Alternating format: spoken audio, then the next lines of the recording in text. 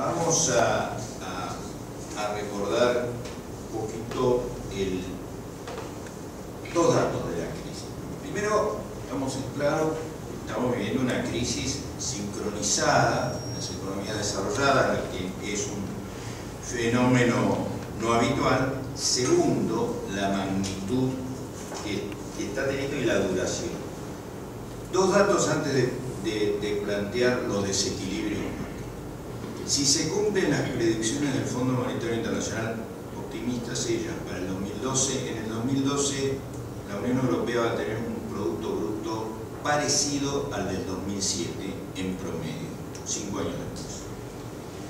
Segundo dato, en la misma línea, es que si uno toma el 2007 y calcula cuál debería ser el Producto Bruto de Estados Unidos si hubiera mantenido el crecimiento tendencial de Estados Unidos en orden de 2,5-3% y lo compara al valor actual, encuentra una brecha de 10%.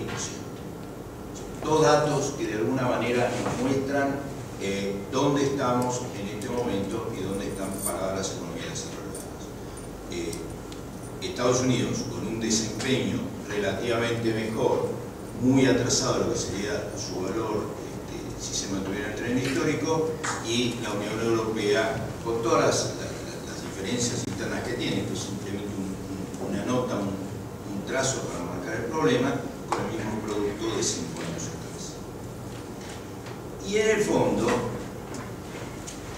el fondo, acá hay desequilibrios en los fundamentals importantes. La tabla que salté la mostramos y forma parte de la investigación que hicimos el año pasado con la Fundación Acordada en Agua, mostrando los desequilibrios en 2008.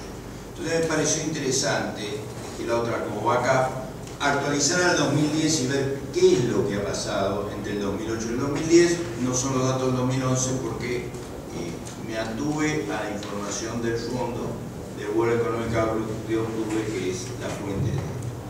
Entonces ustedes tienen ahí ahorro, inversión, la cuenta corriente del 2010, el saldo de cuenta corriente, y la cuenta corriente del 2008.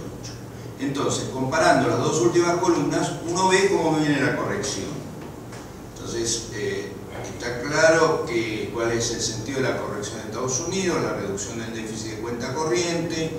Está clara una reducción en el superávit de cuenta corriente de Alemania, que como la Unión Europea mejora su cuenta corriente, lo que está mostrando es el ajuste fuera de Alemania, ¿no es cierto?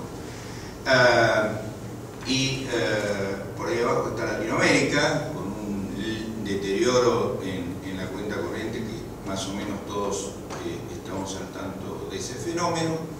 ¿Okay?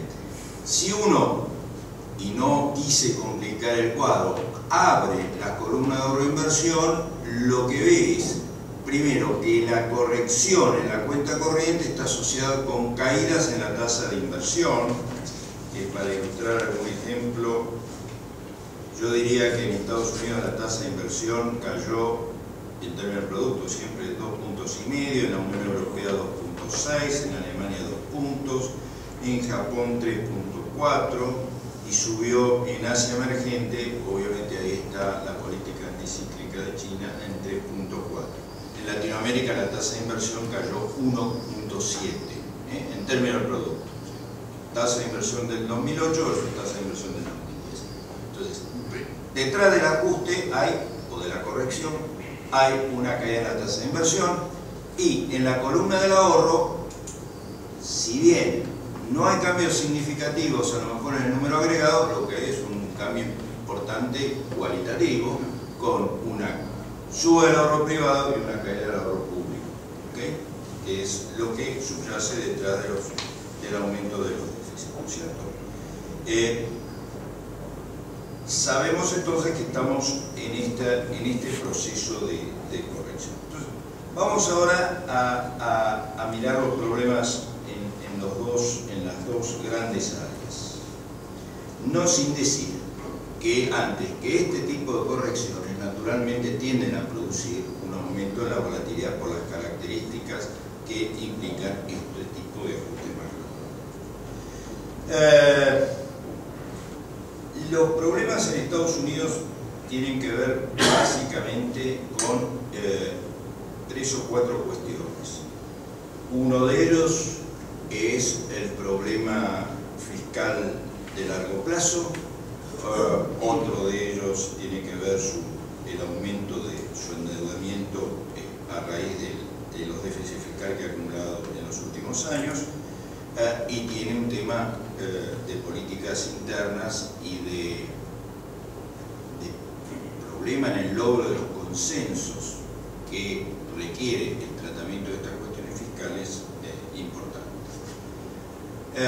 Eso se ve cuando uno mira la composición, cómo se explica el aumento del déficit de Estados Unidos entre el 2007 y el 2011, básicamente 3,5 puntos aumento del gasto público, 1,5 caída de los recursos, y de alguna manera eso encierra y encapsula el debate político que uno ve en el seno de Estados Unidos y que va a seguir, digamos, el año que viene, año preelectoral, o sea que no podemos esperar ahí grandes cambios, todo lo que eso proyecta sobre el comportamiento de los mercados. La respuesta de Estados Unidos frente a la crisis, de todas maneras, fue muy rápida y consistió básicamente, en cuadritos,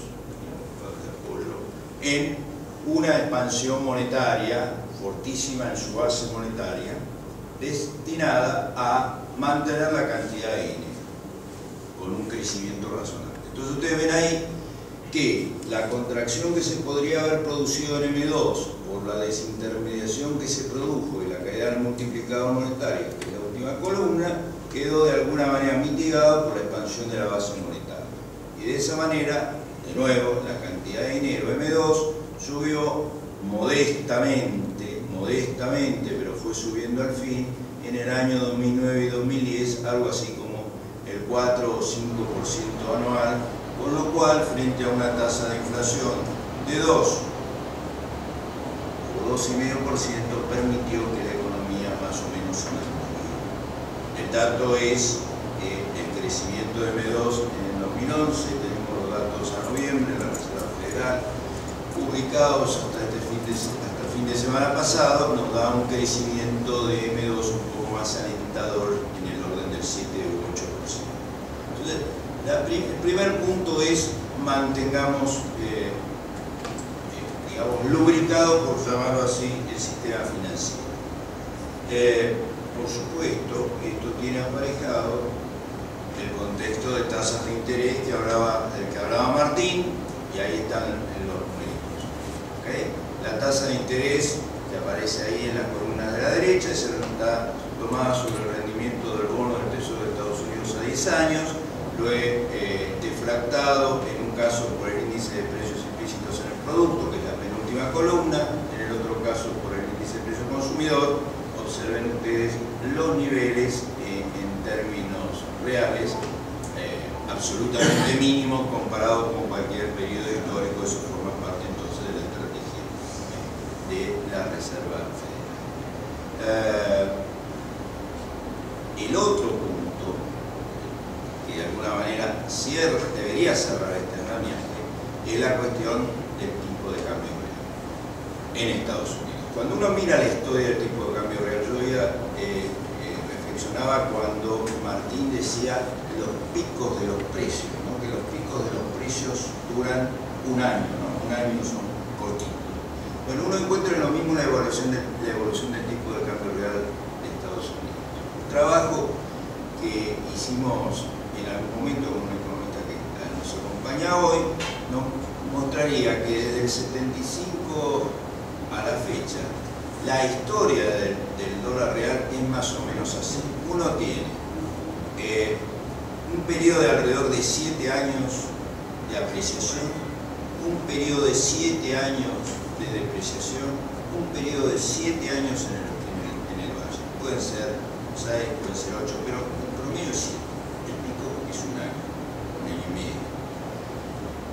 Hay una especie de regularidad alrededor de esto y claramente hoy estamos, paradójicamente, lo voy a decir después, transitando una especie de valle. Las comparaciones históricas todos sabemos que hay que mirarlas con cuidado, las situaciones, corrigiendo por situaciones de tipo lugar. No es lo mismo estar en el valle ahora con un nivel de deuda pública del 100% del producto, del 95% del producto, el 75% si le queremos sacar, transformar la deuda de Estados Unidos bruta en deuda neta, con deudas del 50% como por ahí estaban en el ciclo anterior, ¿no es cierto? Eso es una diferencia clara. Pero, de todas maneras, esta es la situación a noviembre del 2011. Fíjense que para el periodo 75-2009, el tipo de cambio real amplio, o sea, con todos sus socios comerciales, daba un valor de 93, con base en 2000 igual 100, estamos en 80. Y en realidad, ahí ustedes ven un poco esa idea del valle, ¿no? Estamos en 2009, 84, 2010, 81, 80, y diciembre del 2008 fue un mini pico, porque si tomamos todo el año 2008, el valor es más bajo. Diciembre fue un poquito más alto porque agarró justo el pánico de la crisis del 2008 que produjo paradójicamente un fortalecimiento del dólar. Entonces, ¿cuál es el mensaje que sí nos deja hacia adelante preliminarmente la situación del tipo de cambio real? Y lo marco para no olvidarlo. Estamos en un valor relativamente bajo que, sin embargo, parece contradictorio con la situación fiscal. El dato clave es que en este momento, por lo que está pasando en Europa, y acá entra en juego la cuestión esta de la sincronización de las crisis, el dólar está en un mercado financiero sobrecomprado, y está sobrecomprado por el ancla de seguridad que son los bonos de Estados Unidos. Uno tendría que pensar, y ya estamos avanzando hacia adelante, que en un escenario de normalización, en algún momento, el dólar podría llegar a debilitarse. Y entonces ser más consistente con el panorama fiscal. Eso es Estados Unidos. Vamos a la Unión Europea. Y a la situación en la Unión Europea, creo que no me olvidé nada, en el caso de Estados Unidos, es que probablemente, así como Estados Unidos actuó con la rapidez que mostraba este cuadro,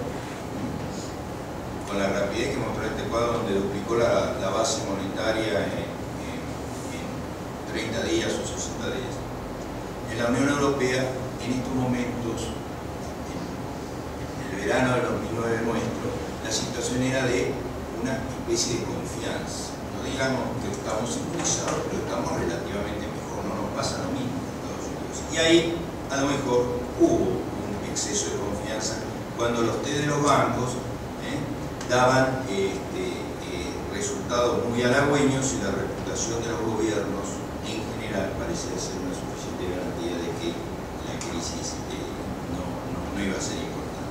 Y sin embargo, después se desencadenaron todas las crisis juntas: la crisis fiscal, la crisis de competitividad, el problema institucional a nivel agregado y el problema institucional interno en los distintos países. Como yo siempre digo, es difícil explicarle a una sociedad que durante 3 décadas tiene un déficit fiscal de 6% del producto, que no es un derecho divino tener un déficit fiscal de 6% del producto durante 30 años, que ahí hay algo que no está funcionando, pero ellos lo tienen incorporado en su cultura, en su forma de ser, en su vivencia. Entonces es difícil, y ahí uno se explica el por qué ciertas resistencias sociales se ven normales, naturales, explicables en potencial.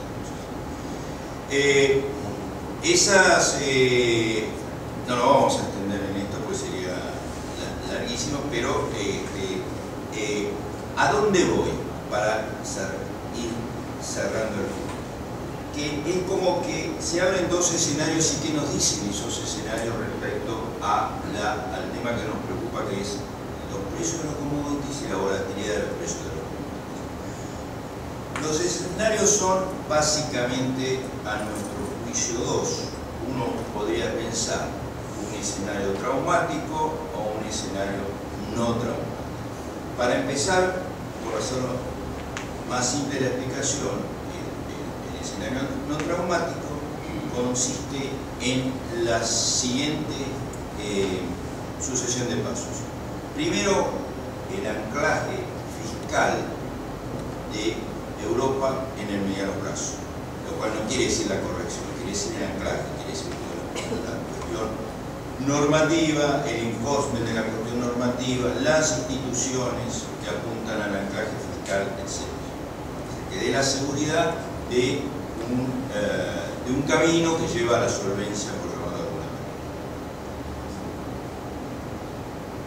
Con el anclaje fiscal, el financiamiento y la facilitación o la lubricación monetaria, siguiendo un camino al tipo de Estados Unidos, para recrear las condiciones de liquidez que permitan restablecer algunos números razonables de crecimiento económico en Europa, y eso no solo corrige la cuestión social, sino entre una especie de círculo virtuoso con los números fiscales y institucionales.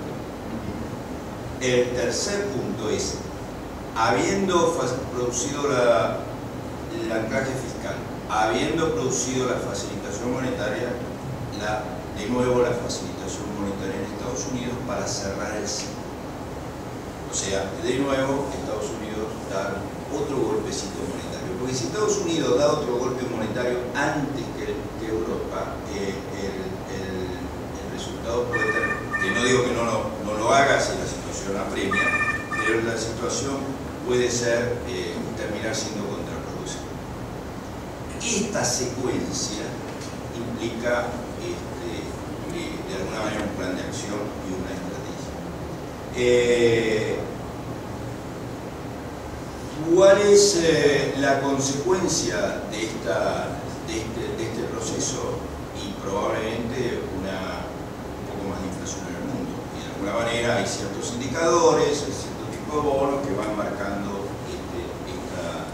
este escenario.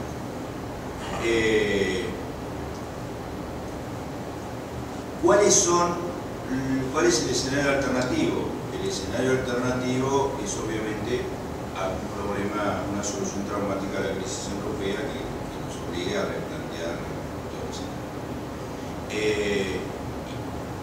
Acá la cuestión es importante porque, como decimos los economistas, la secuencia importa. Y esto es como el ajedrez. Uno puede tener un muy buen plan, el plan puede ser excelente, si uno transpone una jugada pierde inexorablemente el juego. Entonces, este es el problema que se plantea en este punto de discusión. Por eso es tan difícil hacer el pronóstico. Y todas estas dificultades que implican más volatilidad. Y vamos al punto de futuro. Entonces, si los mercados van como los depredadores detrás de la manada, mordiendo los talones de los más débiles para atacarlos permanentemente en el día a día, y nosotros necesitamos no años, pero sí meses, semanas o meses para construir algunas de estas cuestiones, entonces está claro que vamos a vivir en un permanente serrucho por un cierto tiempo, y eso de nuevo se llama volatilidad, y eso es un poco lo que tiene que ver con el que planteaba. Yo diría que este es el escenario normal, nos lleva a un poco más de inflación en el mundo, seguramente, y ahí hay otro tipo de debate que discutíamos con Martín el otro día, que no es el momento de abrir ahora, que es los cambios en precios relativos que un contexto de reacomodamiento en el mundo puede llegar, cambio de precios relativos incluso intracomunitarios. Pero ese es un debate que ojalá lo podamos dar, porque va a querer decir que estos otros problemas ya van a haber quedado solucionados. Me permito dos pequeños comentarios de cierre. Uno, que obviamente es un tema tremendamente difícil, polémico, donde se pueden tener distintas perspectivas y hay un nivel de ignorancia muy grande. Por lo tanto, todas las explicaciones y propuestas que están en el documento son tentativas. Son tentativas y todas ameritan y requieren una mayor reflexión. La segunda es que el objetivo principal del trabajo no es tanto como decir, bueno, esto es lo que hay que hacer, sino todo lo contrario, es motivar un poco una reflexión y una discusión e incentivar una mayor discusión sobre el tema, porque nuestra impresión es que justamente hay un poco la Argentina no ha reflexionado suficientemente sobre todos estos temas. Dos pequeños comentarios sobre los comentarios. Uno hizo Petrella y en cierta forma Riavoy. En el documento, lo que dice el documento está mucho más cerca de lo que ustedes dicen que lo que yo dije en mi presentación. En el sentido que cuando llegamos a las propuestas arrancamos diciendo, miren, lo principal desde el punto de vista de la relación y de la inserción argentina en las relaciones internacionales es que somos un gran productor, un gran exportador y por lo tanto tenemos responsabilidades. Y desde el punto de vista de nuestra inserción internacional es muy importante lo que los otros países están esperando de la Argentina. Que todos los detalles deben de ser analizados dentro de esta perspectiva global. Que me parece que es un mensaje que es interesante y creo que está razonablemente bien recogido en el documento. Yo creo que omití decir algo con respecto. Con respecto a la FAO, no hay ningún conflicto. La FAO fue el G20 le encargó a la FAO y a la OECD que juntara a todos los otros organismos para hacer las propuestas. ¿Por qué el G20 y no la FAO? La FAO también está trabajando, tiene el Comité de Seguridad Alimentaria que ha hecho un montón de trabajo, que ha trabajado con los ministros y demás. Pero el G20 tiene mayor potencia política para cualquier tema que tenga que ver con gobernanza mundial. Entonces la FAO aparece como organismo especializado en seguridad alimentaria alimentando al G20, con la expectativa que el G20 tenga suficiente potencia política para digamos, instrumentar alguna de las recomendaciones. No.